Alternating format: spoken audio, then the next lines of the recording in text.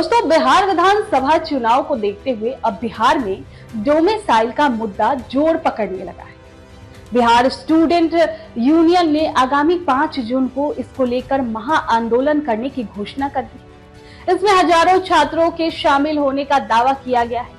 संगठन ने राज्य सरकार को पत्र लिखकर इस आंदोलन की सूचना भी दे दी है। इसको लेकर छात्र नेता दिलीप ने कहा कि ये आंदोलन राज्य में डोमिसाइल नीति लागू करने और पारदर्शिता को लेकर किया जाएगा। इनकी मांग है कि अगली सभी बहाली में डोमिसाइल नीति लागू हो।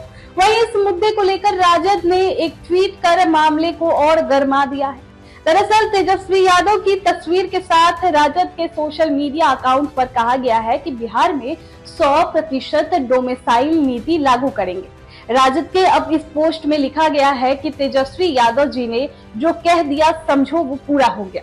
तेजस्वी यादव जी की हर बात, हर संकल्प की यही विश्वसनीयता उन्हें सभी राजनेताओं से अलग बनाती है, युवाओं के हृदय में स्थान दिलाती है। बिहार में 100% डोमिसाइल नीति लागू करेंगे। बता दें कि नेता प्रतिपक्ष तेजस्वी यादव लगातार बिहार में 100% डोमिसाइल लागू करने की बात कहते आ रहे हैं। बीते मार्च में तेजस्वी यादव ने इस मुद्दे को उठाते हुए कहा था कि अगर उनकी सरकार बनती है तो बिहार में 100% डोमिसाइल लागू की जाएगी। पटना के मिलर हाई स्कूल मैदान में बीते 5 मार्च को आयोजित युवा चौपाल को संबोधित करते हुए तेजस्वी यादव ने कहा था कि अगर उनकी पार्टी सत्ता में आएगी तो 100% मूल निवास नीति यानी डोमिसाइल पॉलिसी लागू की जाएगी। पूर्व उप मुख्यमंत्री ने वहां मौजूद युवाओं से वादा किया था कि वो राज्य के युवाओं के हितों की रक्षा के लिए 100% मूल निवास नीति लागू करेंगे।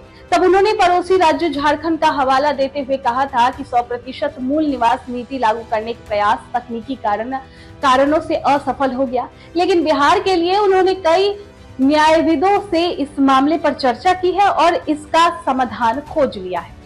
अब सवाल ये उठता है कि क्या है ये डोमिसाइल नीति। तो देखिए, भारत के कई राज्यों में डोमिसाइल नीति लागू है। इसके अंतर्गत राज्य सरकार की कुछ नौकरियों में संबंधित राज्यों के मूल निवासियों को प्राथमिकता दी जाती है।